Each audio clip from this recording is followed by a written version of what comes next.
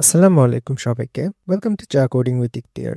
So আগের ভিডিওতে আমরা দেখছি কিভাবে জাস্টার ডিটেক্টর দ্বারা এবং অন ট্যাপ ফাংশন দ্বারা আমরা যেকোনো কিছুকে আমাদের ইউআই এর যেকোনো কিছুকে ট্যাপেবল করতে পারি এবং ওই ট্যাপ দ্বারা আমরা যেকোনো ফাংশনালিটি অ্যাচিভ করতে পারি। এবং আরেকটা উইজেট আছে যেটা হচ্ছে ইনকোয়েল। ইনকোয়েলও জাস্টার ডিটেক্টরের মতো কাজ করে এবং এটাতে একটা স্প্ল্যাশ অ্যানিমেশন দেওয়া যায়। এটাই হচ্ছে ইনকোয়েলের বিশেষত্ব। তো আমরা এখন যদি দেখি একটা ইনকোয়ালের এক্সাম্পল, আমরা এটা যেহেতু ডাস্টার ডিটেক্ট নিছি এবং এখানে যেহেতু ইমেজ রাখছে এবং ইমেজটাতে যখন ক্লিক করি আমাদের ডিবাগ কনসোলে the image has been clicked এটা লেখা আসতেছে। তো আমরা এখন ইনকোয়াল দেখব এবং ইনকোয়াল দিয়ে সিমিলার একটা ফাংশনালিটি অ্যাচিভ করব। আচ্ছা, আমরা যদি দেই ইনকোয়াল ইনকোয়াল উইজেট আমরা দিলাম যে একটা চাইল্ড থাকবে, চাইল্ডের মধ্যে থাকবে একটা কন্টেইনার। এটা বোঝানোর জন্য আমি কন্টেইনার দিচ্ছি, হাইট দিলাম 200.0, উইথ দিলাম ডাবল ডট ইনফিনিটি এবং এটাকে কালার দিলাম কালার্স ডট হোয়াইট 12। এটা যদি আমরা স্ক্রোল করি আমাদের স্ক্রিনটা, এটা হচ্ছে আমাদের কন্টেনারটা। এই যে এই কন্টেনারটা এটা হচ্ছে এটা। আমরা যদি এখানে একটা সাইজড বক্স দিই, একটু আলাদা করি, সাইজড বক্স হাইট মনে করো 20.0, অ্যান্ড আমরা যদি এখানে একটা কমা দিয়ে আলাদা করি, এই যে দেখো এটা হচ্ছে আমাদের ইমেজ, এটা হচ্ছে আমাদের কন্টেনার। তো ইনকোয়াল দিয়ে যখন আমি এটা বানাইছি এটাও কিন্তু ট্যাপেবল। আমরা যদি এখানে দেখি যে অন ট্যাপ কোনো একটা ফাংশন অ্যাচিভ করতে চাই তাহলে আমরা লিখবো on tap curly braces and print দিব, মনে করো this is the container from InkWell উইজেট। আমরা যদি এটা সঠিকভাবে লিখি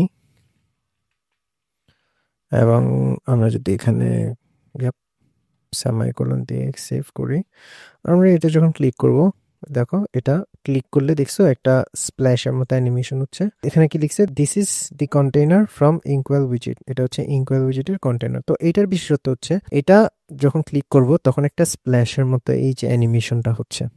ঠিক আছে, এটা যদি আমরা চাই আর একটু কাস্টমাইজ করতে, মনে করো আমরা চাচ্ছি যে যেটা দিয়ে ক্লিক করব, ক্লিক করলে এখানে হচ্ছে সাদা, এখন সাদা একটা আবরণ আসতেছে যেটা দিয়ে অ্যানিমেশনটা হচ্ছে। আমরা যদি চাই এটা লাল হোক বা পিঙ্ক হোক তাহলে আমরা এখানে লিখব splash splash colour and colours dot pink.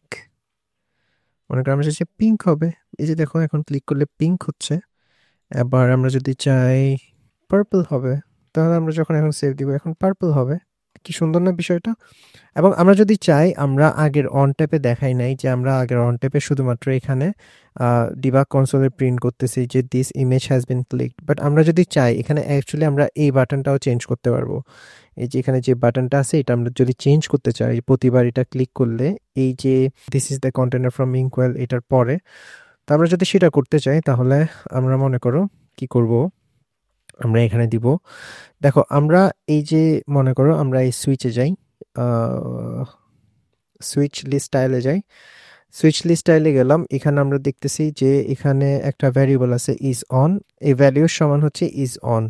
আচ্ছা, তাহলে আর ইজ অন দ্বারা হচ্ছে এই সুইচটা চেঞ্জ হচ্ছে। তো আমরা যদি এখানে লিখি, আর ইজ অন হচ্ছে একটা বুলিয়ান, আমরা যদি দেখি সেটা ইজ অন হচ্ছে একটা বুলিয়ান যেটা আমরাই ডিক্লেয়ার করছি উপরে আগের ভিডিওতে। তো আমরা যদি এখন বলি যে এই প্রত্যেকবার এটা ক্লিক করলে এই ইজ অন চেঞ্জ হবে, তাহলে আমাদের ইজ অন এর ভ্যালুটা ট্রু আর ফলস এভাবে চেঞ্জ করতে হবে। তো আমরা যদি বলি যে এখানে সিম্পলি যে এটা যখনই ক্লিক করবে, অন ট্যাব যখনই ক্লিক করবে তখন যে ইজ অন আছে এটাকে সিম্পলি ফলস করে দাও যদি ট্রু থাকে, অথবা ট্রু থাকলে এটাকে ফলস করে দাও। ঠিক আছে, আমরা এখন কন্ট্রোল সেভ দিছি। এই যে দেখো এখন আমরা যখন এটা ক্লিক করব কিছু হচ্ছে না। কেন হচ্ছে না? কারণ আমরা এখানে সেট স্টেট দিই নাই। আমরা সব সময় মনে রাখতে হবে কোনো একটা ভ্যারিয়েবল চেঞ্জ করার সময় আমাদের উইজেটের মধ্যে আমাদের সেট স্টেট দিয়ে এটা চেঞ্জ করতে হবে। সেট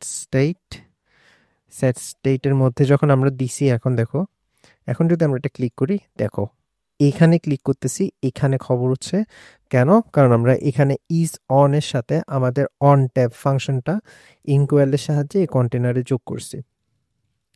অ্যামেজিং না বিষয়টা? তো দেখো আমরা এই অ্যাপসটার মধ্যে অনেক কিছু করছি। আমরা ইমেজকে ক্লিকেবল করছি, আমরা সুইচ লিস্ট স্টাইল বানাইছি, আমরা চেকবক্স বানাইছি, আমরা চেকবক্স লিস্ট স্টাইল দেখছি, তারপর টেক্সট ফিল্ড দেখছি, টেক্সট ফিল্ডের উপর টেক্সট দেখছি, আমরা ডার্ক মোড লাইট মোড বানাইছি।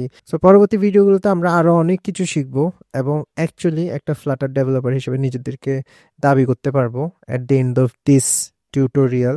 আশা করি তোমরা সবাই আমার পাশে থাকবে এবং টিউটোরিয়ালটা কন্টিনিউ করবে। সো আজকের জন্য এতটুকুই। পরবর্তী ভিডিওতে দেখা হবে। ধন্যবাদ।